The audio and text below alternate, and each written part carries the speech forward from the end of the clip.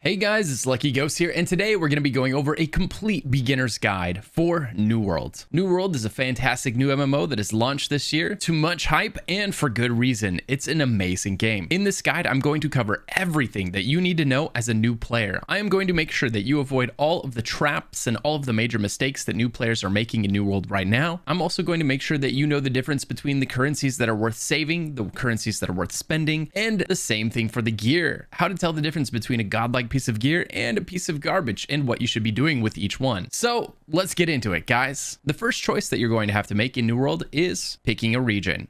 You're going to have to choose which region you want to play on. Conveniently, New World shows you what your ping will be in each region. This is actually pretty useful information because it is an action combat based game and your ping does matter. Now, if you're going to be playing with a friend on US West when you're on US East and you see that there's a difference of roughly 40 ping there, that's not going to make or break your experience. The ping is not that sensitive to your experience. You'll be okay. However, you may want to think twice about picking a server that says it's going to be giving you roughly 400 ping or beyond. You know, that could be a detriment to your experience in New World, as there are mechanics that you need to dodge and evade, both in PvP and PvE content. So once you have decided on which server you want to play on, the next thing you're going to have to do is create a character. The character creation is going to give you a list of servers to choose from. Make sure to coordinate with your friends and choose the same server as them. It's very easy to end up on a different server from your friends if you don't coordinate ahead of time because there are a ton of servers. Right now, I'm just looking at the US East servers and there's plenty of other regions with plenty of other servers. So make sure to coordinate, make sure you end up on the same server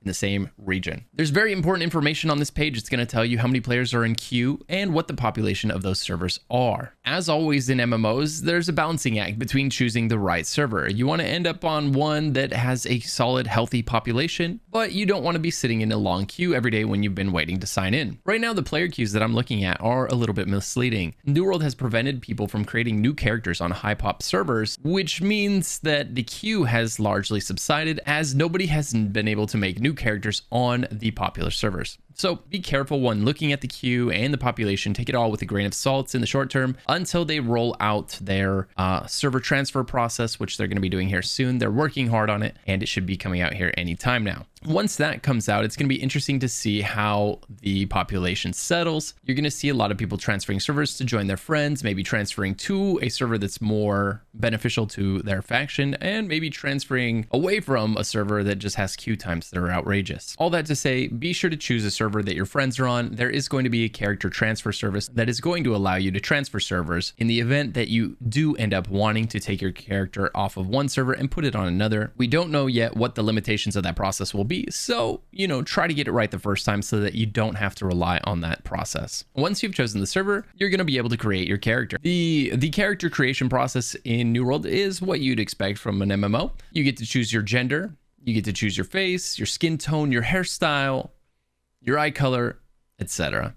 Once you've landed on a look, you're going to press next. You get to choose your name. Now, once you create your character, this is where the first bit of RNG happens in the game. You don't know where you're going to spawn in New World. There's 4 different zones that you might spawn in. That means there's also 4 different zones your friends might spawn in, which makes connecting with your friends potentially a difficult process. The first thing the game is going to do, it's going to give you a tutorial. If you've already done the tutorial before, simply go to the game menu and then click skip to New World. I'm going to do that here, but if you have not done the tutorial, I highly recommend it. It's going to teach you how to block, how to heavy attack, and how to dodge enemy incoming attacks. Blocking and dodging in New World are incredibly important, and they can be a great way to avoid incoming damage. There's a sizable cooldown on your potions, and the health per second coming in from your food is pretty low. So early on, especially when your character is very fragile and you're very new to the game, you're going to want to do what you can to avoid damage by dodging it. Now, when you spawn on the beach in the game, you can spawn in one of several locations. Now, there are 4 locations that you can spawn in New World. These 4 starting zones are Monarch Bluffs,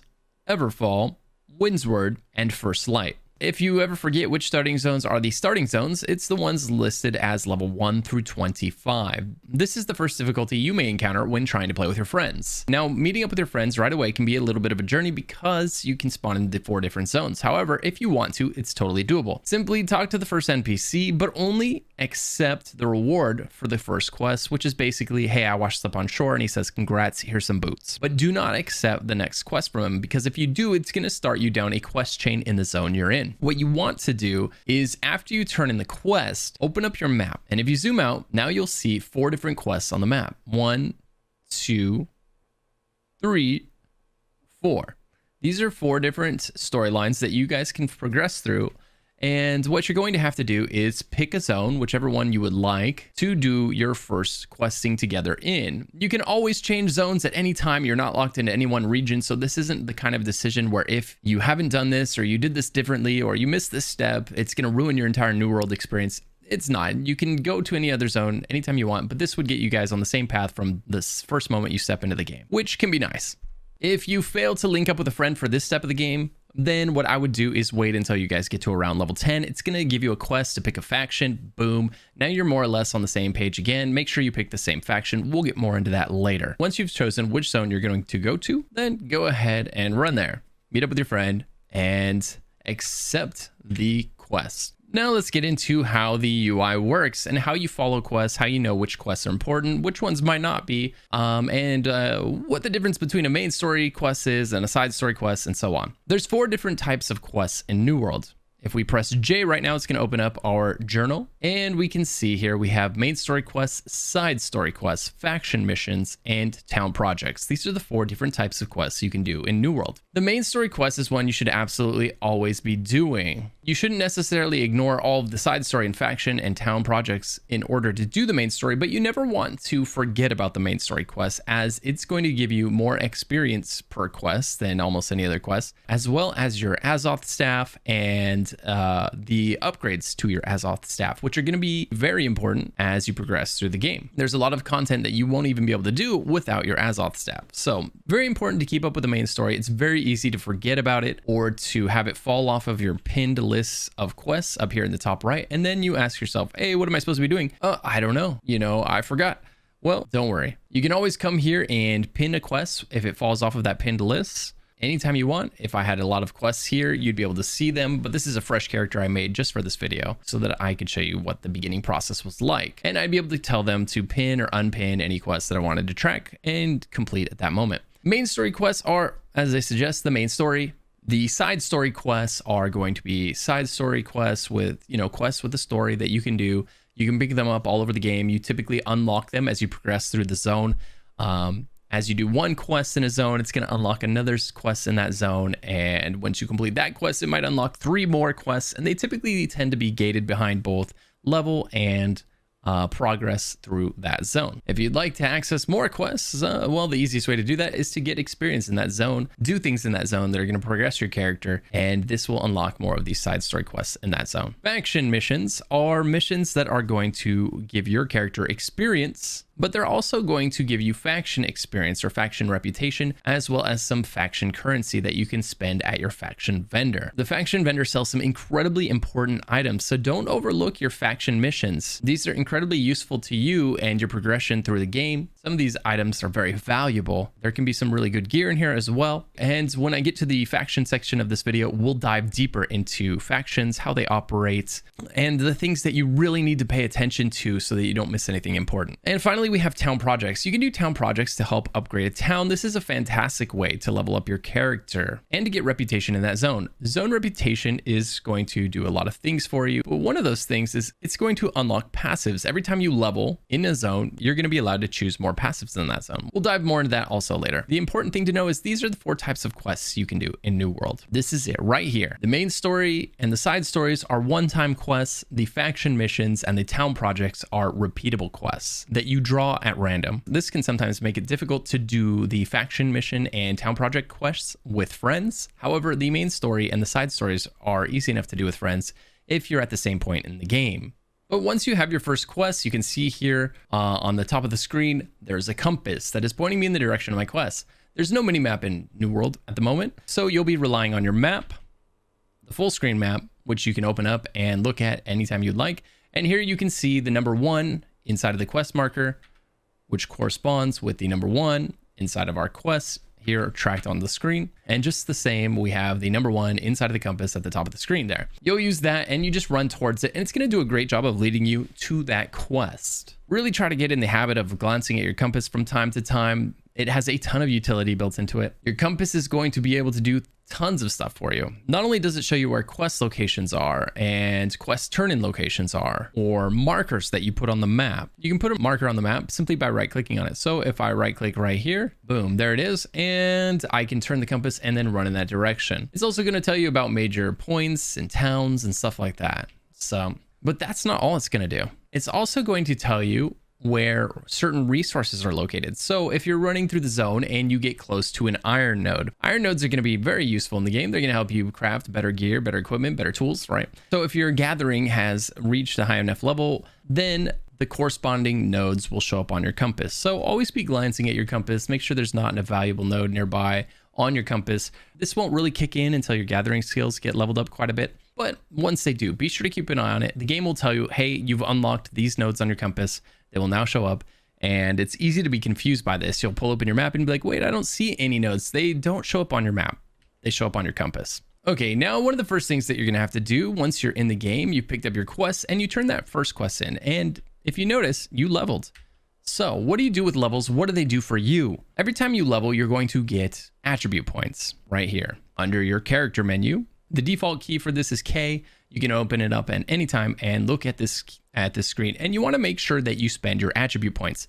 Attribute points in this game are pretty huge, and the way they work is pretty neat. Every time you put points in, it's going to show you how many points you have total. 7 points in strength. If I find a piece of gear that gives me 1 point of strength, it'll say you have 8 points in strength, 7 from your attribute points, and 1 from gear. It breaks it down for you really nicely. This screen actually tells you a lot of very valuable information, so it's very important to take a glance at it when you're trying to decide what weapon combinations you want to use. You're only going to get points every time you level, so you have a very finite number of points to spend here. What you're basically going to want to do is choose weapons that scale off of the same stat, ideally. This will allow you to min-max. Now you can deviate from this and you can go strength and dex or strength and int, but just recognize it's going to be harder to get both of those weapons to perform really well because one is scaling off of intelligence and one is scaling off of strength. The more points we put into strength, the more damage all of these weapons up here will do. So if we can pick 2 weapons that scale off of strength, that means we can pump strength and we'll be increasing the damage of both of our weapons. We can equip 2 weapons at once. The other stat that you're going to want to be aware of, regardless of which build you choose, is Constitution. This is your health. You put points into Constitution, your health goes up. It's that simple. So if you're going a strength build, you're going to put most of your points in strength and some of your points in Constitution. If you're going to go dex build, you're going to put most of your points in dex and some of your points in Constitution until you have a comfortable amount of health. Another thing that's going to largely determine how many points that you put into each of these is these nodes right here. If you see these circles, what those are is unlocks for various passives. If we hover over this one, it says when I get 50 points into strength, we're going to get 5% damage to my melee weapon light attacks and 10% mining speed. You can see already that strength has a correlation to mining. Multiple nodes in this path are going to give us buffs to mining, whether it's going to be making us mine faster or decrease the weight of mined items. Your inventory weight is going to be very important in this game, and we'll talk a lot about that later. Just remember to read these nodes, and that's really going to help you decide, do I want to get to 50 Constitution? Absolutely, right? Because our health consumables are 20% stronger. That means when you chug a potion, you're going to get 20% more health back. That's incredibly powerful. But do you want to get that before you pump your strength so that your strength weapons are doing more damage? Well, there's a decision you have to make. I'm going roughly 80% strength, 20% Constitution. And sometimes I'll pump one a little more than the other, and vice versa if I'm getting close to unlocking one of these nodes, because these can be quite impactful. What else do you get for leveling up? Well, besides your attributes, you're also going to get level rewards. And anytime you want, you can look at the level rewards right here on your attributes menu. If you click View Leveling Rewards, this menu will pop up showing you exactly what you get every 5 levels. So at level 5, we get a second weapon slot and a survivalist quest. So until level 5, you can only equip 1 weapon. But when you hit level 5, you'll unlock that second weapon slot. And so be sure to put another weapon back there as soon as possible. And you'll also get a quest that allows you to upgrade your camp. We'll talk more about camps later. At level 10, you'll unlock dueling and your first bag slot. The bag slots are so important. It's so important because, as I mentioned before, the amount of bag space you have has such a massive impact on your quality of life in this game. It means you can stay out of town longer, you can do more quests, you can gather more materials before you have to return to town and drop things off. So every time you get a bag slot, it's really exciting. You're going to get a bag slot at 10, at 30, and at 45. So 10, 30, and 45 are massive levels in this game for your character and the quality of life that you have in the game. At 15, you're going to be able to buy your first house, though you may choose to wait. We'll talk about that when we get to housing. You're going to unlock things like jewelry slots when you get to 20, and you're going to get your Azoth staff at 20 as well, which is going to be essential to progressing through certain content in the game. So be sure to check this out anytime you're curious about what level of rewards you have coming, or maybe you're wondering why you haven't unlocked a certain slot in your inventory yet. Now that you've got your attribute points and your weapons chosen, right? Maybe you picked 2 weapons that are scaling off of the same stat, or maybe you decided to go hybrid and you've got 2 that are on different stats. That's where we're going to look at our weapon mastery page right here. This is going to show you what level your weapon is and what 3 abilities you have slotted from that weapon. You can only slot 3 abilities per weapon. You can have 2 weapons, so that means you can have 6 abilities slotted at any given time. Okay, now I'm on a higher level character. In the same menu, we can look and we can see what it starts to look like as you level up weapons. The bow is a little bit into level 1. The sword and board is mostly through 6, and then we've got level 15 and 16, Great Axe and Warhammer. 2 weapons I've really enjoyed using this time around. If you click on one of these lines, you can see how they have skills that you can unlock. The skills are the square abilities here. And then you've got passives, those are the circles. And then you've got kind of capstone passives down here at the bottom. If you can unlock one of these, you usually should. And the way that it works is you basically have 2 trees. You can dip into one or both of the trees at a time, but you only progress through each one based on the number of points spent in that tree. So if we look at the Warhammer line here, as you can see, I have filled out the right tree. I've worked my way all the way down and got the capstone passive. On the left tree, I've only got the first and second passive unlocked, right? Putting a point here unlocked the second row, and then I put the point here. So if we hover over the third row, it's going to tell us purchase an ability in the previous row and Mighty Gavel to unlock. But I would need Mighty Gavel to get this passive because there's an arrow that connects them, right? So I can't just go from here to here. This is connected to this. So I'll have to get the Mighty Gavel ability, and then this passive is directly attributed to this ability. Whereas I could go into this passive the next time I get a skill point for this weapon. I can put it into this passive. There's no requirements needed. Because I have put a point in the previous row, I am now going to be able to put a point in this row anywhere where there's no other prerequisites. Yeah, after that, I could go to this passive and then to this passive.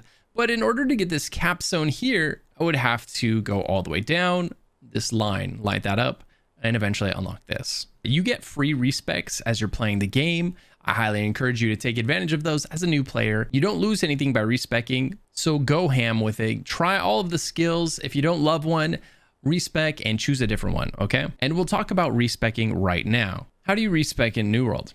Well, first thing you're going to want to do is choose what you want to respec. You can either respec your attributes or your weapon mastery. In order to respec your attributes, simply go to the attributes tab and then click the respec button. Respecking your attributes is free until you hit level 20. After that, it will begin to accumulate a cost. Weapon mastery, same thing. For a while, you'll be able to respec for free. Eventually, there will be an Azoth cost associated with your respec. While it's free, take advantage of it. Try all of the things. The weapons are put into categories. You've got one-handed weapons, two-handed weapons, ranged weapons, and magic.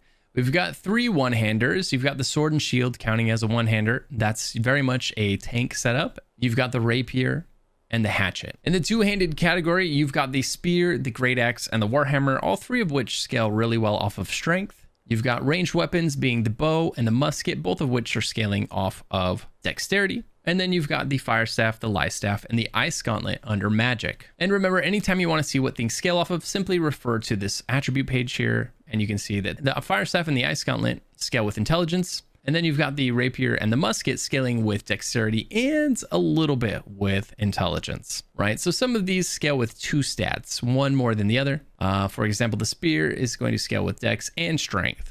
So it gives you the option to kind of dabble in more than one of these lines. So don't forget to look at that when you choose your weapons, right? And then if you're going to be a healer, you're going to pump focus and a little bit of constitution. Which weapons you choose is largely going to be determined by your role as well as your own personal preferences. Pick the things that look cool to you, pick the things that are fun. You can always level up new weapons later. However, it is also worth mentioning that weapons are the real grind in this game. You're going to hit that level 60 cap sooner than later. So much of your power is going to come from your weapons. The skills that they offer are really powerful, and then the passives that you unlock in those lines are also going to give you massive power increases. There are so many passives in this game that are substantial and exciting, and they do things like give you life back or substantially increase your damage, right? So by the time you fill out these passive trees, you're going to be way, way stronger than when you started. So eventually you're going to want to pick a weapon line and focus on it and max it out,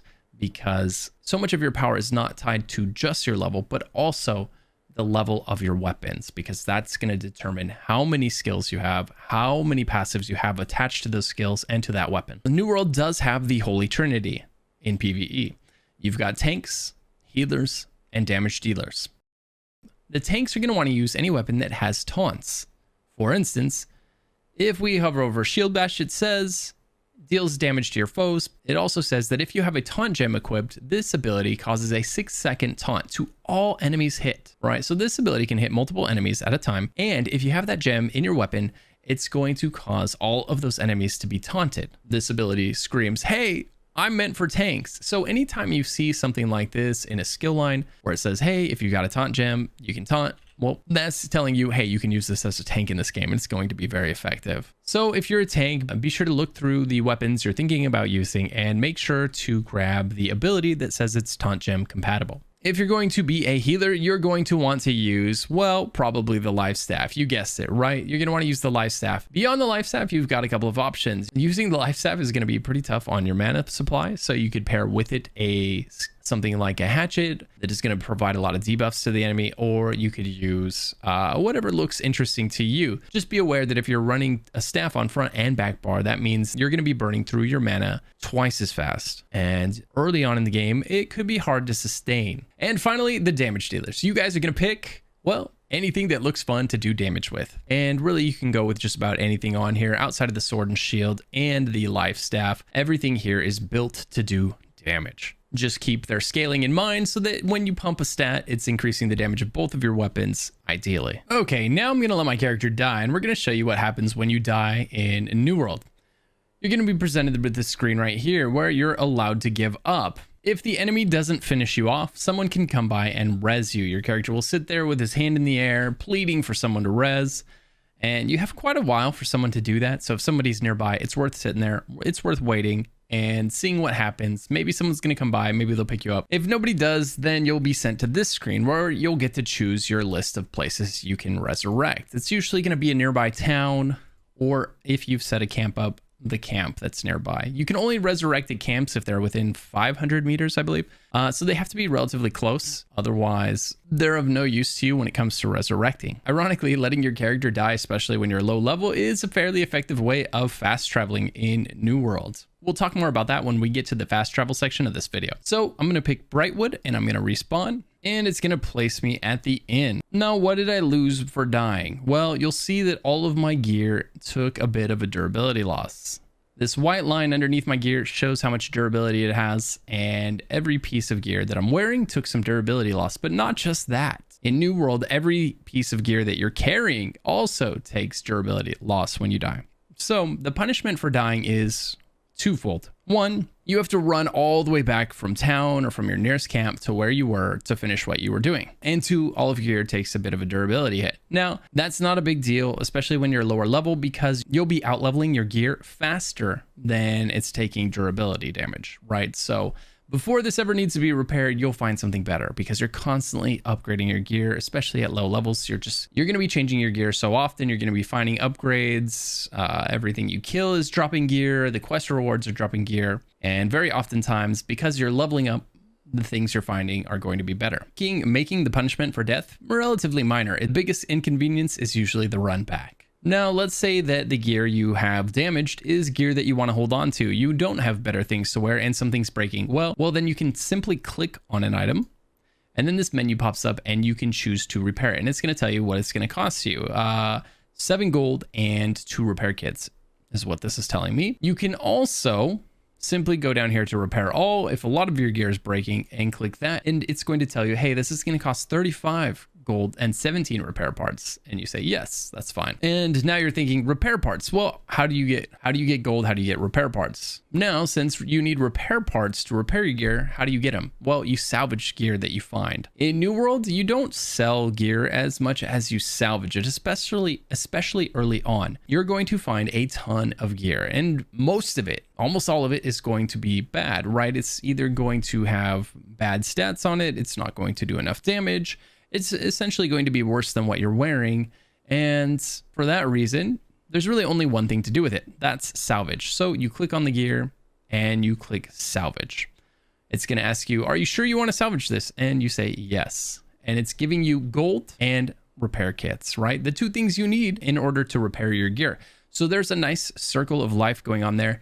Gear that you find being salvaged and turned into the things you need to repair the gear that you're wearing. And so yeah, don't bother holding on to gear. Don't bother storing gear that you find that you're not going to wear, especially early on. Nobody else wants it either for the same reasons you don't want it, right? It's very unlikely that somebody's going to want to pay some gold for it unless it rolls perfectly and maybe they don't know better. Down the road, you may find items that are valuable. They have the perfect stats and someone might want to buy it. But early on, don't stress about it. Don't go storing a ton of items and a ton of weapons, right? Because also remember you're low level. And that gear is not going to be useful to you next week when you're a few levels higher, 5 levels higher, 10 levels higher. You're not going to want it either. So not only is anybody else not going to want it, but you're not going to want it because you've also out-leveled it. So don't hoard gear. Don't worry about it. It's meant for you to salvage it. So, don't overthink it too much. All that to say, don't overthink it too much. If you're not going to wear it, go ahead and salvage it. You can use the scraps. You can use the repair kits. You can use the gold. So let's talk about the currency in the game. We've got gold and we've got the repair kits and we've got the Azoth down here. The gold you're going to get in a lot of ways by doing any of the 4 types of quests in the game, by killing enemies, by salvaging gear, right? All of these things are going to give you gold. You can also earn gold by crafting things or finding things and then selling them at a trading post.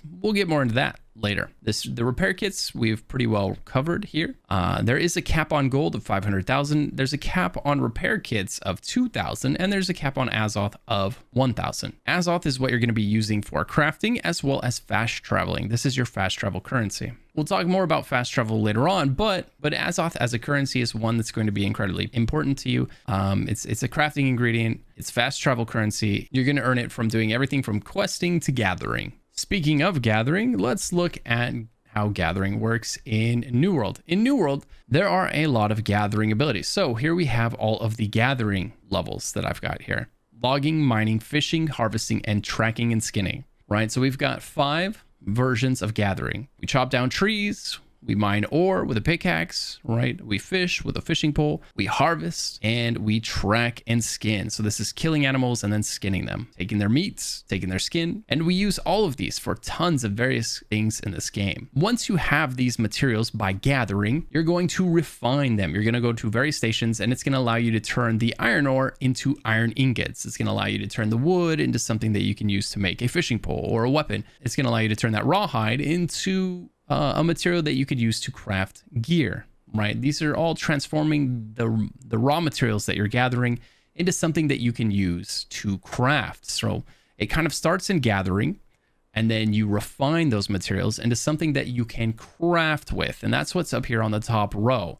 These are all of your crafting trades, right? This is where you make weapons out of those ingots that you farmed by mining. This is where you make the armor out of those ingots that you farmed by mining, right? And so on and so forth, right? That armor is going to take maybe a lot of iron and maybe a little bit of leather to hold the iron on, to hold that iron into place on your body, right? So there's a nice circle here that starts with gathering. You level this up by gathering materials, and then you refine those materials. Refining those materials is going to level these up, and then you craft stuff with those refined materials, and that levels these up here. Crafting is a massive part of New World. I mean, there's so many layers and levels of it, and which is part of why it's actually a pretty fun part of New World. Not only is there multiple forms of progression in here, in that you can level your gathering, you can level your refining, and you can level your crafting, but if you look in your inventory, you can also find better tools to do all of those activities. And basically what these tools are going to do is they're going to expedite how long it takes you to mine that ore, right? Is it going to take 5 swings or is it going to take 2 swings to pull up that iron ore, right? And because you're doing it so often, definitely going to want to upgrade your tools anytime you can. You want to upgrade very early on. One of the very first things you're going to do in this game when you're on that first beach, you're interacting with that first camp, I highly recommend that you craft your first set of gathering tools. Your harvesting sickle, your skinning knife, your pickaxe, and your logging axe, right? Craft all 4 of those. You're going to be able to craft flint versions of them on the starting beach. And I highly recommend that you do. In order to craft them, just interact with the fire on the beach and hover over the item, and it'll tell you exactly what ingredients you need. And it'll say you need some flint and some wood. And so you'll go and you'll gather some flint off the ground and some wood. And then boom, you come back to the fire and it'll let you make it, right? And very quickly, you'll understand the crafting process in this game. But whatever you do, don't fall behind on your tools. These are one of the most satisfying things to upgrade in the game because it just makes all the gathering that you have to do that much faster and that much more rewarding for the time spent. Fishing levels up a lot slower than the rest, and it's much more of a conscious effort. It's hard to just passively fish. Like as you're running, you'll see things that need to be harvested, and so you'll harvest them, or you'll kill an animal, so you'll skin it, or you'll run by an iron node, and so you'll mine it, right? And same thing with the axe. Like you'll see trees everywhere, so you'll just every once in a while you'll chop down a tree. Fishing, you're always running by ponds and lakes and water, and it levels a lot slower. It's much slower. You spend a lot more time per fish. And then each fish that you catch levels up fishing a lot less than some of the other things do. So it's just all around a lot slower, but you know, it's also a fun activity. So if you enjoy fishing, go for it. There's a lot of useful things that you can do there. You can pull up fish, you can pull up crafting ingredients, you can even pull up treasure chests with items in them while fishing. Okay, now we're going to talk about bags, and we're going to combine with bags a cursory overview of how crafting in New World works. I'll definitely be making a much more specific video all about crafting because crafting is massive. It's just, there's so much to it, and to try to cover it in a video like this where I'm talking about everything is, well, it's nearly impossible. It would triple the length of the video probably. So let's just talk about crafting a bag, and the information that you learn about crafting a bag will literally apply to crafting everything else in the game. It's very, no matter what you're crafting, it's a very similar process, okay? So at the outfitting station, this is where you craft bags. So I came to an outfitting station. On the left, you have a search bar, right? And this is where you're going to search for the thing you want to craft, a bag, right? We want to craft a bag. This is what increases our carry weight. We want one. It's one of the most worthwhile things to craft. Almost everybody's going to craft one. You could also buy it at the trading post, but you're going to be leveling up your crafting anyway. For this and 100 other things, you might as well save the money and craft it yourself. By crafting this and anything else, you're further leveling your trades, right? Anytime you craft something, it levels your crafting. So it kind of behooves you to craft things for yourself because you need to level the trades anyway. And the easiest way to level some things is by crafting some things. So we've searched for bag. It says coarse leather bag, right? Here's the things that we know how to craft. Here's the things that we don't know how to craft, right? It says unlearned. And if we click on coarse leather bag, it tells me on the left side here, here's the ingredients you need to craft this. And here it's telling me you can add passives to this bag. There's 2 ways to do that. One, you can determine, right? It's like more deterministic crafting. You can tell it which passive you want on the bag. Or alternatively, you can use Azoth, right? And it will apply a random passive to your bag. You can choose one of these, but not both of these, right? You can either choose a random passive via Azoth, or you can choose the passive with an item that's in your inventory somewhere that adds passives to gear, right? If you're carrying any of them, or if you have any of them in storage, they'll show up here in your options. I don't have any in this town, and I don't have any on my character. I know I have them somewhere else in the game in another storage container. They're just not in this town, so they're not showing up here. On the far right here, we've got the requirements. It's telling me you don't have the resources, but you do have the outfitting station, level 2. And you also have the armoring skill required to craft this, level 0, right? If I go to the next one down, which will add which is an even better storage bag, right? It says you don't have the resources for this, but you do have outfitting station tier 3. And you do have the armoring skill level 50 that is required, but you're missing the resources, right? And it'll tell you in red which resources you're missing. I'm missing some scaly hide, and I could craft this with either phase fiber or linen, Whenever it gives you the option to make something with multiple things, crafting it with the lower tier item is going to lower the gear score, and crafting it with the higher tier one is going to raise the gear score. See how that moved? That's essentially what that's saying is it's going to, in this case, what that means is it's going to hold more, most likely, if it has a higher gear score. So if you have the phase fiber and you want to spend that kind of potential money on this item, you could use the higher tier ingredient, or you could just use this one and you'll be fine as well. And maybe save that higher tier ingredient for something else down the line. That's a decision for you to make. I went ahead, when I made mine with the lower tier ingredient because phase fiber is pretty rare early in the game. It's unlikely that you're going to have a ton of it lying around. The rune of holding here is something that you're going to buy with your faction points. So make sure you're doing those faction quests, at least a few a day, so you're accruing faction points. And you have to level up your faction high enough in order to have access to these items. So there's different tiers of faction rep. We'll get into that when I talk about factions in detail later. Just know that's where the rune of holding comes. It comes from your faction. Now, after you put this to 15 Azoth and you click the craft button, boom, it's going to craft something like this. The coarse leather adventure satchel, right? That gives me an additional 100 encumbrance, which means I can carry 100 more weight than I could before. And if I was to craft the rugged leather satchel, right? This one that I crafted gave me 100 and a couple passives, right? And then I crafted this one and that gave me the rugged leather adventure satchel, which raised my encumbrance score by 150. So between the two items, I got 250 additional encumbrance, right? 250 extra weight I can carry around. As you'll notice, I only have 470. So over half my carry capacity is coming from these two bags, right? And then I'm going to get another one later. And these are low quality bags. So, you know, it will be, my inventory will be doubled, tripled, and quadrupled by the bags that I unlock and that I craft in this game. So mind your bags. They're very important.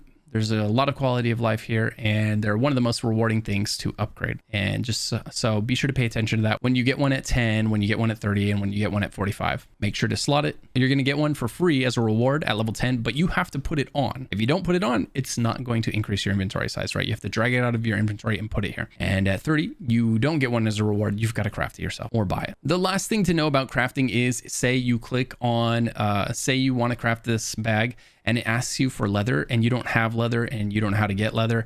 All you have to do is go to the corresponding station to find out, right? So it says coarse leather bag. It requires leather, but how do I get leather? Well, we just go to the tanning station, right? This is where you process your hides and you'll search for the item that you need to know how to make, coarse, right?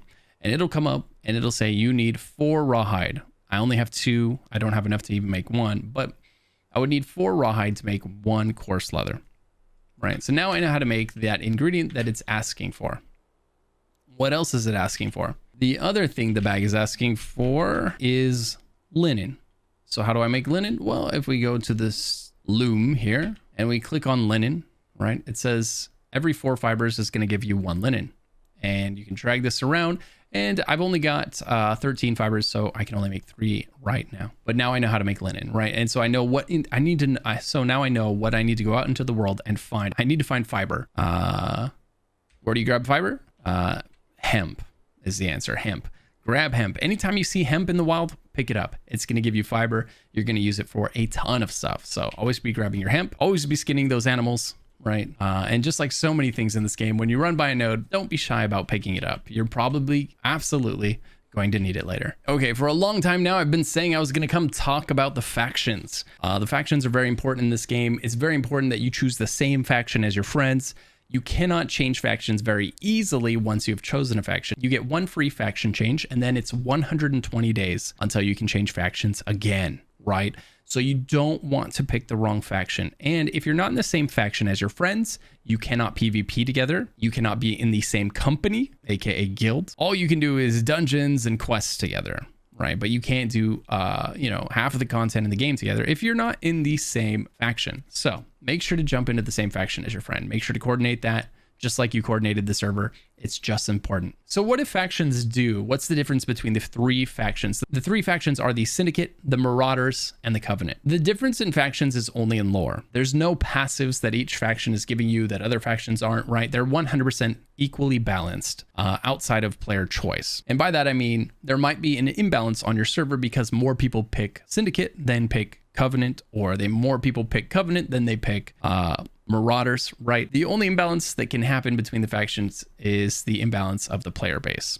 But the rewards that all the factions get, the passives that they get, it's all the same. So you don't need to worry about picking the faction that's the best one for you. You just need to worry about picking the same faction as your friends, and hopefully your faction on your server doesn't get steamrolled. So once you've chosen a faction, what does that do for you? Well, you're going to be able to come to your faction leader. Right around level 10, the game's going to lead you to a quest that's basically going to say, hey, you've got to pick a faction now. Choose wisely. And it'll have you talk to all three faction leaders, and they'll tell you a little bit about their lore. And then after that, you get to choose a faction. You can choose it based on the lore. You can choose it based on the look. It's up to you. Once you choose, you'll have access to the faction board. This is where you'll be able to pick up quests, both PvE and PvP quests. These quests are great sources of XP. They're great sources of faction tokens. It's another type of currency that you can use to buy some really useful items in the game. And the only way to get faction tokens and buy these items is by doing these faction quests. So there's two types. There's PvE, see PvE right here, and PvP. The bottom row is PvP. The top row is PvE. I have in progress all of the PvE quests. And then if I wanted to do the PvP ones, it would tell you taking a PvP mission will flag you for PvP. In other words, if you leave town flagged for PvP, anybody that is also flagged on a different faction can kill you. If they kill you while you're trying to do one of these quests, let's say I'm out there, right? And I did two of these quests and now I'm trying to do the third one, I'm flagged and someone kills me. I lose credit for the two that I completed, as well as any progress I made on the third, and I have to pick them up and start over from scratch, okay? The PvE ones, dying, it doesn't matter. You can go out there, you can start it, you can die, you can finish it, right? It's much more forgiving, and, you know, there's no real people trying to kill you. It's just you versus the environment. But it's a lot more relaxing. PvP may be a little bit more exciting or terrifying, depending on how you look at PvP in a game like this. So let's say I pick this up and it's going to say, hey, you're going to flag for PvP. Boom. Okay, now I'm flagged for PvP. If you ever want to flag or unflag for PvP, just press U, right? It's telling me you cannot change your PvP flag. You cannot change your flag while you have this quest. So I can go to her and I can be like, oh man, you know what? I didn't mean to. I don't want to be flagged right now. I can cancel it. PvP is disabled for my character in the open world right now. These refresh all the time, so don't worry about canceling one. If you start it, you come back a little bit later and it's going to refresh, right? All missions will refresh in 2 minutes, and it's something like maybe a 30-minute timer on these refreshes. Okay, so after you do some of these, whether it's the PvE ones or the PvP ones, and you've got some tokens accrued right here. It says I have 9,000. Every time you do one, you gain basically like faction reputation. I got initiate by joining the faction, and then I became a Templar by hitting 3,000 faction points right here, 3,000 reputation. And now I'm almost to 11,000 where I'll unlock Excubator. Okay, what does that mean for me? Well, if you click here on buy rewards, now you can see the shop for your faction. Everybody's faction shop is pretty much the same, right? They're in a different faction, but they're looking at the same items, the same stuff. Initiate, we have all of these items here, and one of the most important ones on the list is the minor rune of holding. This is where you get that rune of holding I was talking about earlier when we were talking about bags. You make your bags using a rune of holding. This is the minor rune of holding. Now, if we go down to Templar, right? We scroll down to Templar, right? Because I got enough points to become a Templar rank. That means I can buy these Templar items. And here is a major rune of holding, which means I can craft an even better bag with this better rune, right? And I'm almost, but not yet, an Excubator, right? So if we scroll down to the Excubator, we can see there's a whole bunch of items. I can't buy these yet, but they look very nice. And here's a greater rune of holding. So yet again, an even better bag can be crafted once I unlock Excubator. So it's really important to participate in your faction quests, both PvE and PvP, and make sure you're progressing your faction ranking, right? You want to make sure you keep leveling that up and accruing the currency. Now, it's really important to note your currency is capped, If we look at our tokens, it says tokens are capped at 10,000. So I'm at 9,000 out of 10,000. That means pretty soon when I do these quests, any tokens I get are going to be sent into the void. And so what I want to do is I want to make sure I spend some tokens on anything before I hit the cap, before I'm literally just throwing them away, right? So this is encouraging you to not just hoard them for the end game, but to use them as you're leveling up. And you should use them to grab the minor rune of holding. You know, it's only 1,000 tokens. When you are able to craft that first bag, grab that, you know, and then later on when you can craft a better one, grab the major rune of holding. You can also buy potions to turn in for the board dailies. You could buy gear if there happens to be a piece of gear you really like or you really need, maybe a weapon or maybe some gear. Be sure to use these points. Whatever you do, just don't let yourself get capped and start sending them into the void. That's the biggest waste. It's better to spend too much than too little. You'll always make more. If you're going to do faction PvP quests, I highly recommend grouping up with a few of your friends, or you will probably find yourself in an outnumbered battle. It's going to be 2 or 3 or even 10 against 1. You know, you just never know what kind of a group you're going to run into out there. But if you're alone, you'll never be in the bigger group. You'll always be in the smaller group in the PvP battles. So group with friends if possible when doing these PvP quests. Now, with that in mind, how does PvP in this game work? We're going to take a look at the map here. The PvP in this game works in a couple of different ways. You can have the open world PvP, you can fight at forts, or you can have wars. You see there's an upcoming war for this town. The winner of that war is going to be the owner of this town. The owner of this town gets to set things like if we click on it here, they'll get to set things like the tax rates, the crafting prices, and that sort of thing, right? Your property tax. They can raise this or lower this, and they get to reap the benefits of that income. Or if they set them too high, maybe the lack of income, right? Because nobody's going to want to own a home there or craft there if the tax is exorbitant and they can't afford to live or to craft there.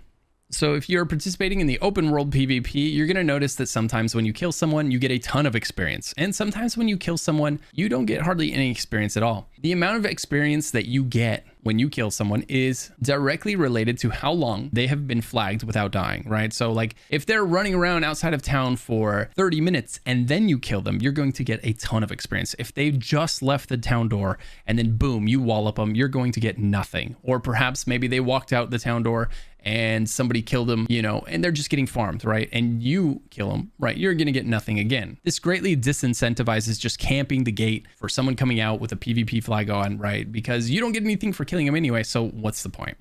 Better to kill them after they've left and they've come down here and they started doing the quests, right? And then you engage them. And now all of a sudden you're getting some of the best weapon experience in the game. This is one of the fastest ways to level your weapon is through PvP, killing other players. Because remember, your weapons, right? Your weapons level separately from your character. They have their own set of things that are leveling them. Killing any mob is going to give you some weapon experience. Killing other players is going to give you a ton of weapon experience. Killing elites is going to give you a ton of experience. And I'll talk more about that in a second. Okay, so now that you kind of have an idea of what types of PvP are available, there's the open world one. We talked about that and how to set yourself up for it. You basically hit U at any time, boom, PvP enabled, or you hit U again, PvP disabled. It's gonna show you right here. There's an icon that says, you know, if you're enabled or not. If you see these swords crossing, you're enabled. That means, you know, anyone else that's enabled like that can come up and kill you. Okay, so just kind of be aware of that. If you accidentally bump it or something and then leave town and you die horribly, well, you probably, you know, well, there you go. The other type of PvP for these wars, right? You can go to the war board if there's EVP on the horizon. And let's say you want to participate in it, right? So the way it works is the owner of this town, that company gets to determine who is and who is not going to be in the war. And the way they determine that is by who signs up. So if you come here and you click sign up, right? And it tells you 105 players signed up for this side, 104 players signed up for this side, right? So I could click sign up and I say, yeah, I want to sign up. Boom, view my status. And you can see here who they've slotted for the war. It's all of these people have been slotted for this war, 50 of them. And the leader can grab people from over here and drag them into the war. If you come to the board, you'll get notified if you're put into the war so that you know. And if you see your name here, you're definitely in the war, right? Just in case you missed the notification. So before the war, you know, check in on here. You'll see your name or you won't, and you'll know that you are or you're not going to be slotted for the battle. This is the symbol for the war board, by the way, when it comes time for you to try to sign up for a war. 2 swords crossing there.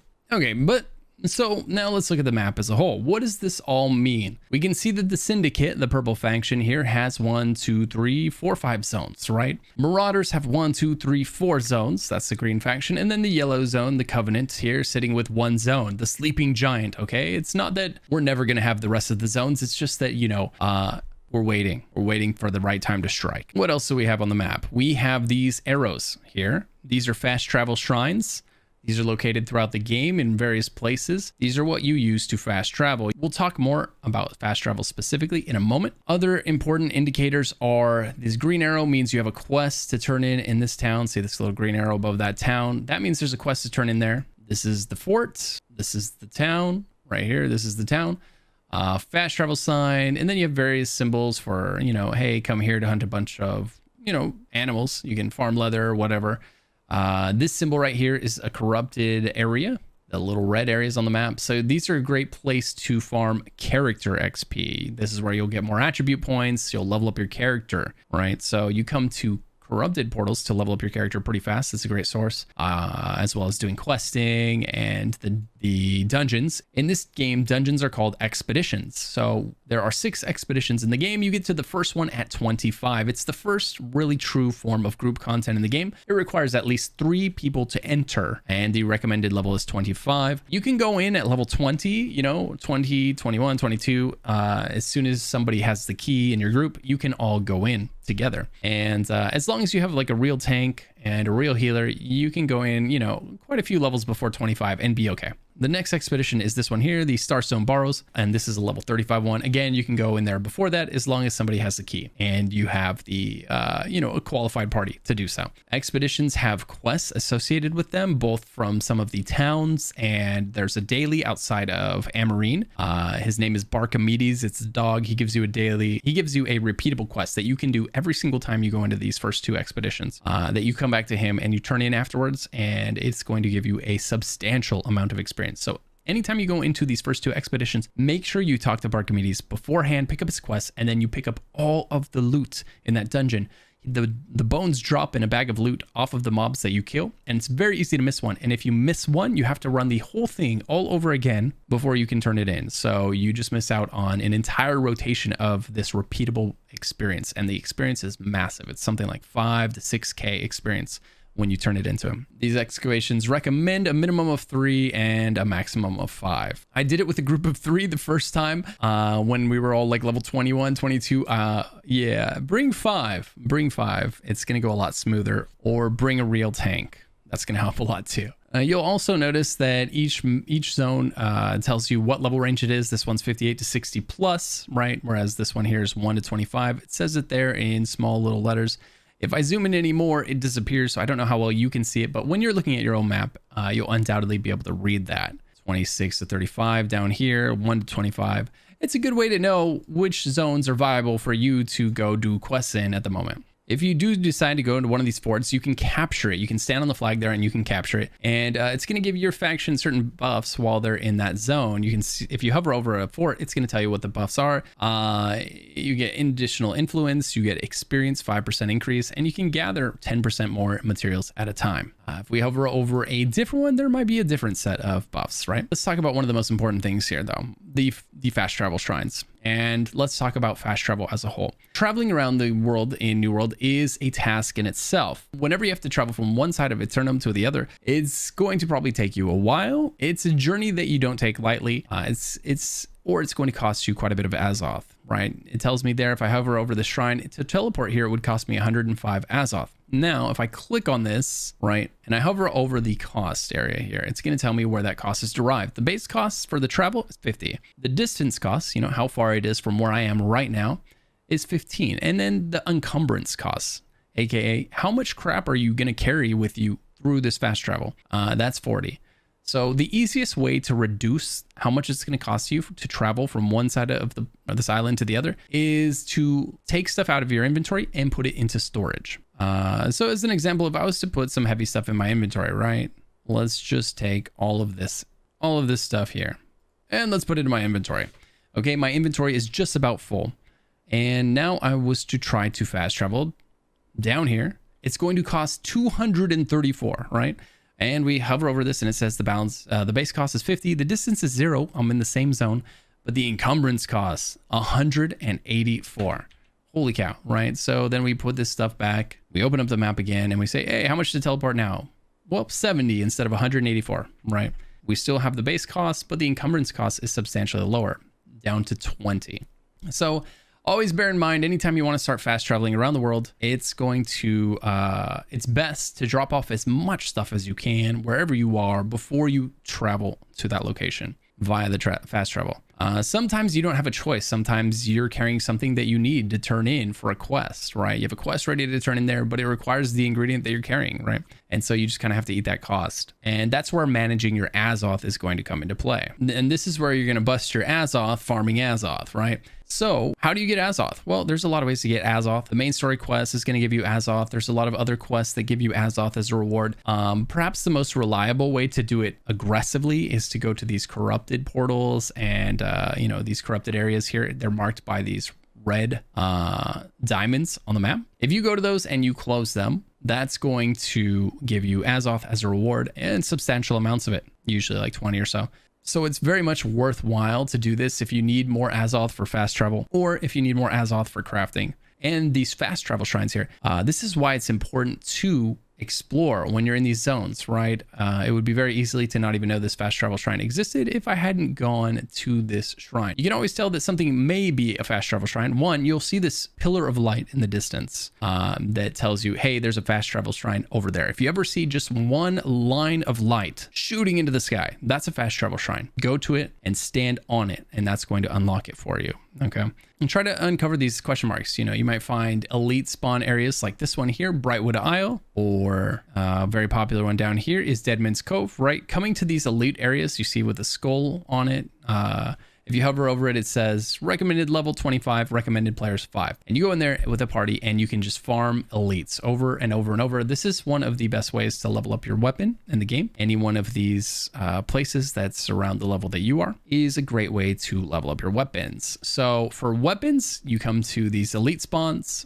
For your character level, you go to these corrupted spawns, and alternatively, you can do any of the 4 types of quests to level up both simultaneously, albeit maybe a little slower. One last way to fast travel is using your inn. One of the very first things that you should do when you get into your first town, in fact, I believe the main story quest is going to make you do it. It's going to tell you to do it. You'll get a quest that says, hey, go talk to that person and turn them into your innkeeper. And then what you're going to want to do anytime you move to a new zone and you figure this is going to be your new hub of operations for a while, come to the inn, right? Talk to them and say guest registration, and you're going to make this area your home. I'm already checked in here, so he's telling me that. But what this allows you to do is you can be on the other side of the world, right? I could be as far away as possible. My bags could be full to the max, right? It could be brimming with inventory weight, and to get home is going to cost me nothing, right? All the way up here, it's a free port to my inn, but I can only do it once every hour. So once every hour, you can click on your town with your inn in it, and you can click recall to inn, but you can only do this once every hour. So, you're going to have to kind of plan this out. If you leave, if you're going to go far away, try to be far away for at least an hour so that you get the free ride back and you don't have to use your precious Azoth, right?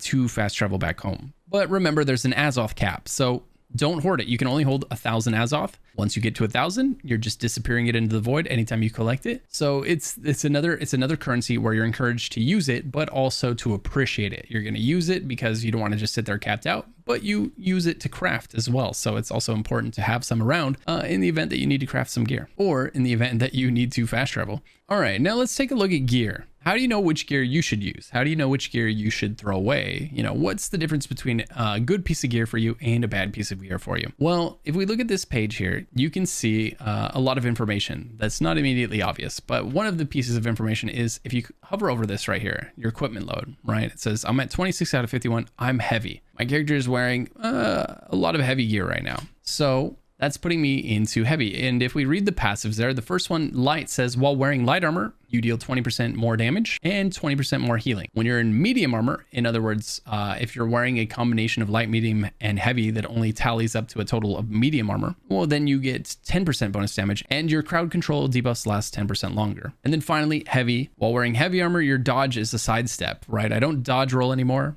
I don't even jump. It's more of a little sidestep. And my block stability is increased by 15% and crowd control debuffs last 20% longer, right? So this is much more of a tanky kind of loadout. So you've got more mobility the lighter you are, less mobility, but more durability the heavier you are, whereas your armor is concerned. The weight here is determined solely by the gear that you have equipped, not by what's in your inventory. So this stuff in your inventory does not have any impact on this passive right here, right? And this is another reason you should not wear shields unless you're wearing sword and board and you're using the shield. So don't just slap a shield on your back. You don't get the stats for it, but you do get the weight penalty. So if you're not using a shield, don't put it on your back. It's only adding to your weight score. It's only pushing you into the next weight score with no upside. On the same token, one neat trick is that you can put things, right, on your character in these slots here, and any of these slots, your potion slots, your food slots, right? When you take them out of your inventory, they stop counting against you, and you get to carry them kind of for free, right? So these 500 bullets, these iron cartridges, you see my inventory weight, 107. I take them over here and I put them here in the slot. My inventory weight just went to 57. So I get to carry items for free as long as they're slotted here. And this does not affect my equipment score, right? This is determined solely by this gear right here, this line that it's attached to. So you can carry things for free as long as you put them in these slots. So, you know, if you don't want this working against you, you can put these here. And now all of a sudden you don't have to pay to teleport with that. You don't have to lose that inventory space. You're carrying it essentially for free until you decide to unload it. but back to gear. Okay, so your gear. Strength, right? So I am a strength build. Both of my weapons are scaling with strength. So what am I looking for? I'm looking for gear that is strength bonus. I'm looking for anything that says, hey, this does increase strength. A double win would be something that said increase strength and constitution. So it gives me strength, it gives me constitution. So I'm getting life and damage. That's perfect. You know, I wouldn't mind that. Later on, you'll get pieces of gear that have multiple stats on them like this. This has got strength. It's got focus. Focus isn't doing anything for me. I just like the strength. It's got a gem socket. You're going to get a lot of low level gems. Feel free to use them. There's not a lot of use for them later on. Feel free to throw them into your gear if they look like they'd be useful for you. You're going to get better gems later on. If we hover over this here, this breastplate, it gives me 14 strength. It's got a gem socket, and it also has a passive that's buffing an ability. This one happens to be buffing one of my abilities, so it's incredibly useful. It says clear out now, knocks targets back an additional 98%. Now, whether this is a good thing or a bad thing is really going to be circumstantial. It's going to depend on the moment and what I'm trying to accomplish. This basically makes it so that I knock enemies laughably far away. It's great for the memes, but in PvP, it's not ideal because when I knock someone down, I want to follow up with damage. And if I knock them so far away that I can't hit them anymore, I'm basically helping them out, right? So be sure to pay attention to these stats, right? This is going to help determine if the item is good for you or not. Is it the right weight? Is it giving you the stat that you're scaling your damage off of? And, is the passive that's attached to it any kind of use for you? Or is it a bad stat for you? Most people, especially at the beginning of the game, you're just going to be looking for, oh, I want light dex, right? I want light armor with dex on it because I want to be in the light category for the 20% increased damage, and I want dex to scale my dex damage weapons off of. And if I get anything else, I'm just going to destroy it. I'm going to salvage it, right? For the repair materials and for the gold. So don't overthink it, especially early on. Don't overthink it. If it's not obviously better than what you're wearing, just salvage it. And eventually you will find something that is obviously better than what you're wearing. Some people over scrutinize. They're like, oh, but that one's got one extra strength, but one less con. It doesn't matter, dude. It doesn't matter. Just grab the one, and get back to having fun. Don't worry about it. That one strength, that one con, it's not going to make or break your character. And you're going to find another piece of gear in 10 minutes that might be better than that anyway, right? The gear in this game drops frequently. It drops often. And especially as you're leveling up, you're constantly replacing what you're wearing. So don't get too attached to anything and don't overanalyze the stuff that you're finding on the way. If it looks better, put it on and keep going. And if it's not obvious, salvage it and move forward. If you're running melee weapons, then you just slot them here. And if you're running a bow or a musket, then make sure to put the corresponding ammunition down here. Otherwise, you won't be able to fire it. You'll find it on the ground, or you'll be able to craft it yourself, and then just drag it over. You're going to unlock these jewelry spots one at a time as you level up. First a necklace, then a ring, and then finally a earring. All right, now let's talk about storage. You have a storage shed that looks like this, right? And it's in every zone. And you can throw tons of stuff in here. You can throw everything that you find in here, but the storage shed has a encumbrance capacity, just like you do. So you can only throw so much stuff in here. It's a finite number of things that you can carry in your shed at any moment. Now, each town has its own shed with its own encumbrance. So you can fill this shed up in this town, and then you can go to the next town and start filling that one up. However, if your faction doesn't own both towns, you won't be able to access the items in the other shed without going to that town and grabbing them, or just crafting whatever you need to craft while you're in that town. So when I'm crafting in this town that this shed is in, the crafting station has access to everything in the shed. I don't have to pull it out, put it into my inventory, and then run to the crafting station. I can just go straight to the crafting station, and if the materials are in my shed, I will be able to craft the item. That's very handy. And if the materials are in another shed that my faction owns, I'll be able to craft from the items in that one as well. It's a massive quality of life improvement to be in a faction that owns multiple zones that are connected and giving you access to your sheds. Now, your shed does have a finite amount of encumbrance that it can carry, but you can upgrade this. Now, how do you upgrade it? Well, every time you do something in a zone, literally anytime you do anything in a zone, I mean, if you're harvesting materials or resources, if you're doing a quest, if you're doing a board daily from that zone, you're going to get a reputation in that zone. And you'll be able to click on this territory standing here. And this tells you you're standing in every territory. And every so often, you're going to level in the zone that you're questing or killing things in, right? And it'll give you options like, do you want to increase the amount of XP you earn in this zone? Do you want to increase the amount of faction standing you earn? Do you want to increase how fast you mine resources, right? It'll ask you a few options. And sometimes one of the options will be, do you want to increase your shed storage space? And anytime this option comes up, always pick it. Always pick it. It's better than the rest by a margin because storage is going to become such a problem so fast for you. You're going to have so many things, and sometimes you don't want to take it to the next town, or, you know, because it costs so much to teleport there. And you're going to want to load your shed up with as much stuff as possible so that you can craft from that shed in that zone without having to run to the next shed in the next zone, right? So you want your sheds as big and beefy as possible, holding as much stuff as possible. So anytime you level up, you're standing in a zone, and it says, do you want to upgrade your shed? I highly recommend upgrading your shed, okay? Beyond that, I like to choose territory standing. I level that up a few times so that I'm getting more levels of everything faster, right? The faster I'm leveling my standing, the more of these cards I'm getting to choose from, aka the more passives I get to unlock faster. So early on, I think it's worth getting territory standing cards so that you're leveling up your territory standing faster, and then that will let you get more of the other cards sooner. Now, these cards do have diminishing returns. So after you've put enough points into one, it's probably going to be worth it to dip into something else because you're going to get a lot for 1 point compared to what you're getting for 1 point of your, 10th point into the other category. The diminishing returns kind of encourage you to start spreading it around at least a little bit down the road. So if you've already put some of your points into the quote unquote wrong categories, maybe, you put some into something other than was advised here in this video, that's okay. You've just preemptively started the process of spreading things around because of the diminishing returns you're going to encounter later, right? You didn't break your character or your account, you're fine. If you ever want to see all of the passives you've unlocked in any zone, you can click on your territory settings and then click, let's say, Brightwood. And we can see here, I've increased my storage by 125.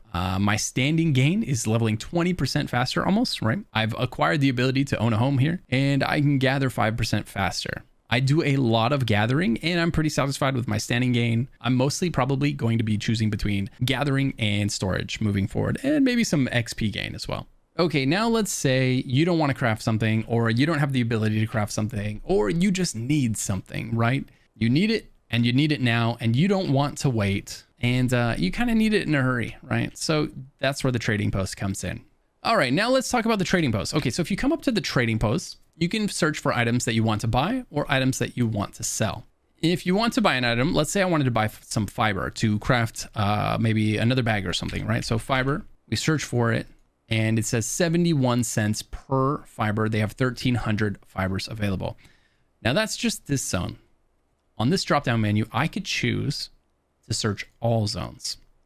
Boom. Now we're at 49 cents per fiber, simply by checking all the zones, right? So this allows you to check more than just the zone you're in. Now, however, if you check all zones, you're going to have to travel to the zone where that fiber is. So this fiber is located in Winsford. So I'd have to travel to Winsford to buy this, which may or may not be worth the savings for me, depending on how many I'm going to buy and how much Azoth I have to burn or how much time I want to spend running back and forth between two towns. So there's a trade-off there for you to make, but it's really important to know. It's really important to check and to see if you could possibly get something for half or a third of the price that you would have to pay for in the zone that you're in. So don't forget to check other zones before you buy something. And same thing for selling. You know, if you go to list something for sale, maybe you check to see how much other people are buying that for. Maybe go to the zone where it's the most expensive and sell it there, you know, and see if people will buy it from you there. It is worth noting, though, that if you list something for sale, so let's say we list this item for sale here, right? And I say I want to list it for 2,000 gold, and I want to list both of them, right? And it's going to tell you your listing fee. There is 158 gold listing fee for this item. So listing things isn't free. So make sure you don't overprice them. Make sure you're not listing things that are not going to sell, because you're not going to make money. You're going to lose money, right? You're just going to lose the listing fee, and then you're going to have that trash item pop back into your inventory later. So be smart about what you list for sale. Don't list garbage for sale. Don't list things don't list things for more than people are going to want to pay for them, because you won't gain anything. You're just going to lose your listing fee. All right. One of the true end games to any MMO is, well, it's fashion, right? And you can say that I'm lacking fashion right now, and that won't hurt my feelings. I'm a low-level character on the server right now. I agree with you, right? I want to look better. I want to look cooler. And in order to do that, I've got to go and get to a higher level and unlock more cosmetics. But until then, what we can do is we can click on an item, right? And you've got a couple of options. One, you can dye an item. You can choose to dye it. If you have dyes in your inventory, you'll be able to dye the item a different color. You can see that you got primary, secondary, accents, and tints that you can use. How do you get dyes? Well, you go out into the world and you get fungus and mushrooms and things like that. And then you can turn that into dyes when you get the right ingredients. Or you can just buy the dyes from traders. You can also completely change the skin, right? If you come from WoW or something like that, you might know of this as a transmog, right? You can change the skin. In ESO, they were called motifs. You can change the look. So I could change my helmet to this. I could change my helmet to any of the helmets listed here. So there's this one that I'm wearing. I could go to this, which is locked. I don't have it. This one is locked, right? So there's a bunch that are locked. This one looks like it's a cash shop item. This one's here is locked. I don't know how to get it. It says you don't have this item. This item is an account wide, right? So anyway, any cosmetics that you have unlocked will be in here. And then you can also, if you hate your helmet, like I do right now, I hate this helmet, right? I could also choose to just hide it and click confirm, and you wouldn't see the helmet at all. And you can do this for any piece of gear. You can go to your change skin for my chest, right? This is what I'm actually wearing is the breastplate, but I have it set up to look like the swashbuckler coat because I thought that, hey, that looks a little fun. So we're trying that out for now. And maybe down the road, I'll find a cool piece of gear and I will want to show that off instead. And the same thing for weapon skins. If we look at the weapons, we can do this and we can see the various different weapon skins that are available, both in the cash shop and in the game. This is the one I'm wearing. This was a Twitch Prime drop, and then these ones look like cash shop, and I'm not sure what this is. All this to say that you can change the appearance of some of the things you're wearing by simply coming in here to this menu, click the item and then just choose whether you want to dye it or change the skin. For now, I'm gonna wear this helmet and I'm gonna pretend like I love it. All right. This game does have the holy trinity of classes. It has your tank, your healer, and your damage dealer.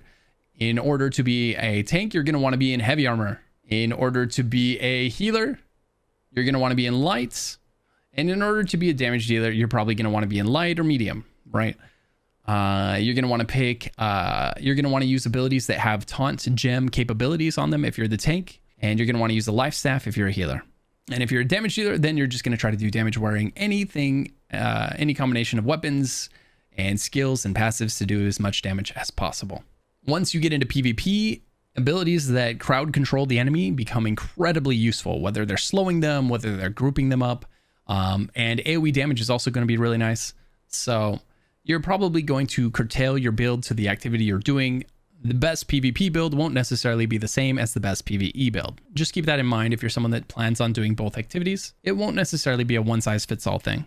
Okay, now let's talk about consumables. In the consumables category, we've got health potions, mana potions, we've got food that's going to increase either your stats, your luck, your strength, your ability to mine, right? Food does a lot of things in this game. One of the most important ones is it gives you life recovery. So while you're out in the wild fighting, you're constantly getting health back because of your food. This is really going to help your sustain and your longevity when you're out and about questing, to constantly have a little bit of health coming back in. It means that every time you take a hit doesn't mean you have to chug one of your very, valuable health potions. You can make the cheap health potions and use the expensive ones to turn in for large quest rewards, the board rewards for the town. Sometimes they'll ask you to turn in 10 or 20 potions. And if they're asking for strong potions and you turn in strong potions, that's quite a huge bonus to your XP. It's a nice boon. So feel free to do that and use the cheap ones, or feel free to use these nice big heavy ones when you're doing something difficult or something where your life is in danger. Potions are pretty easy to make, so make sure you're gathering like blueberries and fruits and nuts and all those things that you see out in the world. Make sure to gather those. Put those in your bag, and when you come back to the Arcana station, you will be able to create some potions. And the same thing with the travel rations and the light travel rations. They're really, really easy to make, and I highly recommend you always have a bunch on you. This is kind of a free get out of jail free card, one of these,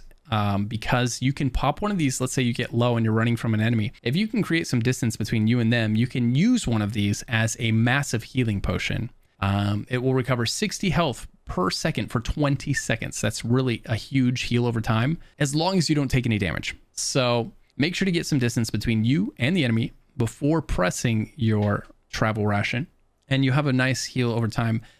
This is really useful, especially like, let's say your potion is on cooldown, because they have a 30-second cooldown. So if you use your potion and bam, you take another big hit and you're like, I'm about to die. Well, go ahead and eat one of your foods, right? Make some distance, eat some food, and use that as a heal over time. The food is really cheap to make anyway, so don't feel bad about using it all the time. All right, the next thing is housing. In New World, you can buy a house in any town. The first house that you buy, you get a massive discount on. So you can either buy the first house right away and take that discount and have a house somewhere early on, or you can save it and get a nice house later and get the fat discount on the nice house that you acquire later. There's not a wrong or right way to do it. It's up to you. There are some pros and some cons to having a house. And ultimately the pros will outweigh the cons, but early on the cons can be kind of tough. The cons come in the way of property taxes. So if you buy a nice house, you could have to pay as much as 1,000 gold per week on taxes for owning that house. Now, early on, this is quite a bit of gold. Later on, probably not so much, right? So just keep in mind that if you buy a house, make sure you are going to have enough gold to pay the taxes, because if you, for some reason, fail to pay the taxes, you will lose the home and all the money you spent acquiring it. The upside to having the house is it's a free place to teleport to. Remember how getting around this game is one of the toughest things about it. You have that Azoth currency that you're constantly trying not to burn through, but you constantly are. One of the easiest ways to save your Azoth is to have a inn in one town and a house in another town. Don't put them in the same place, because it's a free teleport to 2 different locations if you spread them out. You can also increase the amount of storage space you have in town by putting storage containers in your house. That's going to increase how much you can store in that town. You can put incense in your house to give you buffs. There's all sorts of things that come with having a house and owning a house. So it's worth it to have one. It's great to have it in a town that you're going to be doing a lot of things in. Just make sure to put your inn in a separate town from your house. One of the first things that you should do when you jump in the game is join a company. Companies are going to give you access to a lot of group content in the game, from PvP to PvE. To, you're going to be able to join them for defending invasions, for, war, for excursions. There's a lot of stuff where it helps to have a group of people that you're already acquainted with to get into it easily. And it's an MMO, right? Camaraderie definitely helps the MMO experience be even more fun and more lasting for yourself.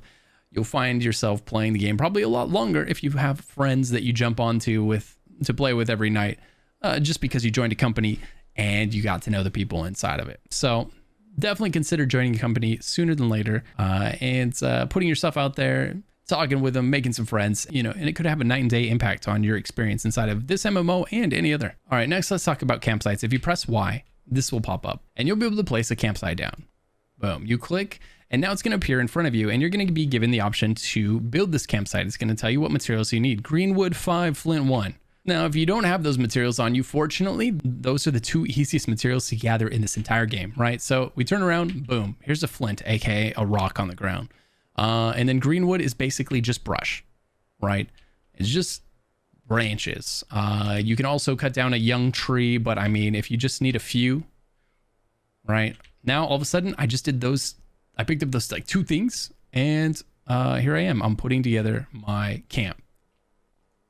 So now that my I thought it wasn't going to work for a second there. Okay, so now that my camp is up, I can use it, right? So I can either interact with this camp or any other fire that you walk up to. You can interact with it and craft like basic things that you have on you. So when you're making your first set of flint tools, maybe on the beach, right? You go around, you pick up some green wood and some flint, just like I just did to make this camp, right? Same ingredients, and build your first set of tools, right? Your flint mining pick, your flint harvesting sickle, your flint logging axe, your flint skinning knife, right? Getting these early is going to be incredibly helpful. And then if you can find some fibers, throw that fishing pole together as well and start leveling these up ASAP. Start leveling them up ASAP. Create these items on the beach the second you spawn. It should be one of the first things you do when you run up to that first fire. The other great thing about these camps is if you're injured and you walk up to it and you rest, your life is going to regen really fast. It saves you from having to use potions or food or whatever, right? It's going to give you health back. Perhaps most importantly is that you can use these as a respawn point. So if this wasn't mine, I could come up to it, even if it was someone else's, and I could do all of these things. I could craft, I could rest, I could set it as a respawn point. But let's say I ran over here and I died, right? When I died, I would get a few options as far as where it wants to respawn. I'd say, do you want to respawn at your camp? Do you want to respawn at the, the town where you're in is? Do you want to respawn at the other nearest town, right? And if I was way over here, maybe killing this bear, right? This is a long walk, this is 10 minutes, 10 minutes, 15 minutes of walking to get there. So if I'm over there and I die, I don't want to spawn back here at town. So it's a dangerous fight, right? There's this bear in there that's going to maul my face. I want to put a camp down right next to it and then go fight the bear. That way, if something happens while I'm fighting the bear, I trip over a stick, I die, I can respawn at the camp right there. So use camps as kind of like a safe point to, if things go awry, you can spawn back at the camp and you can save yourself a long run. Now, they do have a cooldown, so if you die and then you die again immediately, you're not going to be able to spawn at the camp. You're going to have to spawn back at town. So just be aware of that limitation. It's not infinite respawn or anything like that. It does have a cooldown, so just kind of be careful of that. My camp is tier 3. You'll get a tier 1 camp to start, and then you'll be able to upgrade it through some quests. All right, the next piece of advice I'm going to tell you is to pick up the stuff that you can grab in town for free. So sometimes there will be honey in town for free. You'll see like a little honey bee nest in town. You'll be able to walk up to that, grab your honey, like this one right here, take honey. I highly recommend you do this every time it lets you. So if you're in town and you can take honey, grab it. It's great for crafting. If your faction owns the town, you can come up to the supply carts and you can grab the materials within. My faction does not own this town, so I can't. I can just look at it with envy. Damn it. Same thing with a well, or if there's a cow in the town, be sure to grab the milk, be sure to grab the water, and then just go and toss all these ingredients back inside of your shed. It's totally worth doing. You're going to be using tons of all of these things to make some nice items in the game. Some nice food, some nice potions, that sort of thing. Okay, now let's take a look at the UI in the game. This is one of the most amazing UIs I've had in any MMO that I've ever played. Maybe the best MMO UI that I've ever experienced. If you press tab, you can see your inventory, and we've pretty much gone over everything in here. You've got your repair, you can browse skins, you can see how heavy your armor is, what weight you're at, and how close you are to the next one, right? 23 would have been the weight limit for being medium, and 13 is the weight limit for being light. I need to get a lot more light armor if I want a DPS, or I can stay in heavy if I want to be able to tank, right? And medium somewhere in between. You've got your encumbrance score at the top here, which tells you what happens when you're unencumbered and what happens when you are encumbered. If you ever become over encumbered, you're carrying more than you're capable of carrying, your character moves slower and he can't use abilities and he can't teleport. Just be aware of that. You can't fast travel when you're over encumbered, okay? You can also become so over encumbered that you can't even move, not even a little bit. So this is most likely to happen to you when you're at a crafting bench and you craft a ton of something, or you refine a ton of something that used to be in your storage shed. Now it's in your inventory, and you go to leave the crafting bench and you can't move. This happened to me. I had to have a company member come over and take some of my items from me so I could go turn them into the shed. And then they gave them back so I could put those in the shed as well. Just be out, just be on the lookout for that. Anytime you start crafting tons of things at once, that might happen and it leaves you stranded. If you press O, you can see your friends list and you can see who's online, who's offline, what they're doing. You can click on company and you can see which company you're in, the leader, the name, how many claims they own. You can click and see your members, the rank in the company. You can see the wars that you have going on, the siege windows that you're participating in, and your treasury. If you click on the map, we've touched on what a lot of the things on this map mean already, but you can see your objectives right here, all of them. If you click on that, you can see all the objectives you have. You can see upcoming wars. If you click here, it's going to tell me that there's a war 6 to 6:30 later today. There's a war at 4 to 4:30 today, right? So these are telling me all of the things that are going on and when they're going on, in case I want to participate or in case I'm already participating. You've got resource locations. This is basically like an indicator on the map. If you zoom in enough, you can kind of see. So there's like a forest here. There's a forest area here, this biome. So it's telling you here you can expect to find greenwood. Now, there's much better maps than this online. If you're looking for specific materials, I highly suggest checking out one of the online resource maps. There's a few websites that do it really well. Check one of them out. I'll put a link to one in the description below. But just know that those might be a little more useful than this because this can be kind of hard to spot one of these on this giant map, like this. Same with the rest of it, right? You're looking for this or this little symbol. It's not that easy, but it's there in case you want to use it. And then your territory standings, we went over this in much greater detail earlier, but every zone you have a territory standing. And you level it by doing pretty much anything in that zone. Harvesting, gathering, questing, board missions, board things, right? Like anything in the game in that zone is going to contribute towards your reputation in that zone just about. When you level up in that zone, you're going to unlock passives in that zone, like increasing the amount of storage space or how fast you gain standing, or how much experience you gain when you turn in quests, right? You can increase all of those things, your gathering speed. So pretty nice to have. Next, we have our journal. This is where you can see every quest that you have going in the game at this moment, right? And here you can choose to pin them. You can click pin and boom. Now it's going to be one of the quests that you're tracking up here in the top right. You can sort them. You can click on here. You can either just scroll through the list and see all of them, or you can click main story to see the main story. You can click side stories over here to see all of the side story quests you have, right? Or I can just click faction to jump down to my faction missions, and I can pin any one or number of them that I want to. Town projects, same thing. You can see the rewards, what you need, as well as pin or abandon them right here. Very nice. If we go to the character section, we can see our bio. There's my name. There's my server, right? Here's my title, how many points I have in the faction, and how many faction tokens I have. So here's my reputation and how many tokens I have. Territory bonuses, influence 20%, experience 5%. If we click on attributes, we can see our attributes. We can see how many points I have into strength, 165. And if I hover over this, it says of those 165, 61 came from leveling up your character, 16 came from your equipment, and then 88 came from item buffs, things that you're wearing. You can hover over this to see, a little bit of an explanation of how these weapons are scaling. These are primarily scaling off strength. These are primarily scaling off dex, int, focus, and constitution. And it tells you constitution is your health. That's all it does right now, is just increase your health. So typically, if you want to be a strength DPS, you're going to do a strength and a bit of constitution. You're going to want to pay special attention to these nodes that you unlock along the way. You get 50% stamina damage from melee weapons, light and heavy attacks, and minus 10% decrease in weight of mined items. So this goes hand in hand with, mining. So if you're strength, it kind of helps you be a miner. If you're dex, it's going to help you with skinning, right? You're better at skinning animals. If you're int, it's saying you're good at harvesting, right? And we're going to give you bonuses to harvesting, right? It's kind of encouraging everyone to do their own thing. Whereas healers, hey, you're also good at fishing. And tanks, man, you can chop trees down better than anyone else. Your weapon mastery. You look at your weapon lines here, you can see all of them and how they're falling into line here. We've got one-handed weapons. We've got two-handed weapons, ranged weapons, magic weapons, largely scaling off of ints, dex, strength, and dex again.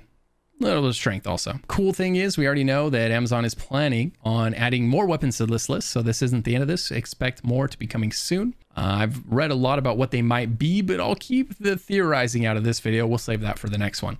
Trade skills. Here are the trade skills that you have in the game. Remember, there's a nice clockwise circle happening here, right? Where you've got gathering is where you pick up the raw materials out in the wild, right? You chop down the tree, that's logging. You take your pickaxe and you hit that mineral ore, that's mining. You fish out of the pond, out of the lake, that's fishing, right? You harvest that bush, And then tracking and skinning, you kill the animal and you skin it, right? That's like your first stage. Then you take all these materials and you run them through your refining process, right? You go to the smelter and you smelt that iron ore and you turn it into iron ingots. You take that young wood and you process it. You take the rawhide and you turn it into leather, right? These materials are being turned into materials that you can craft with. There's like a middle step before you can craft items. Generally, you're going to have to gather them, then refine them. And then once you have these refined materials, now you can use those to craft, right? You can make a weapon out of the steel ingots, and the leather and the wood, right? You combine that leather that you made, the wood that you made, and the steel that you made into a weapon. Same thing for the armor, right? That breastplate and so on. Then last tab here is going to be your achievements. You've got a long list of achievements to track. And as far as I can tell, these are going to be account wide because we had a character on 2 different servers and the achievements were tracked from one to the other. So that was interesting. But if I'm wrong on that, let me know. But on at least 2 different servers, we had the achievement score tabulating in 2 different places. So that's cool. Store. Here you've got the store, which right now is full of some consumables like dyes, emotes, armor skins, weapon skins, right? Some of your skins and things like that are coming from the store in the game right now. And as of yet, it looks to be purely cosmetic. There's no pay to win or anything like that in here, which is great news. And it'll be interesting to see how they choose to monetize the game moving forward, since it is a buy to play game and it's an MMO. MMOs, in order to continue to pay the many devs that are required to produce content for an MMO, servers maintaining them, right? They need to make a lot of money every month. And it's going to be interesting to see how they use this cash shop to make money every month when the game is buy to play, right? All of this is optional. So they're going to have to put some really enticing things in here. And I hope they do it carefully and ethically, right? And we see an amazing cash shop develop here that is enticing without being, without stepping on any toes and stepping into pay to win realms and stuff like that. They've stated that they have no intention of ever letting this game go into pay to win territory, and I believe them. Okay, settings. In the settings section, you have, you guessed it, your settings, right? Your keybinds, your preferences, your gameplay, your visuals. I highly suggest doing a glance through all of these settings and just seeing if there's something that you want to turn on. Most likely there is, right? Most likely there's some pretty cool options in here, whether it's in your graphics, increasing your field of view so that you can see more around your character, right? You can zoom out just a little bit farther if you're the type of person that likes to see a little bit more of your surroundings, especially useful when you're PvPing. You have that much better of a chance to see someone trying to sneak up on you, right? Yank that field of view all the way over here. And your audio, your communications. This game has an in-game mic system built, right? You don't have to go into Discord. You can now, as soon as you're grouped with someone, you just press V as in voice, right?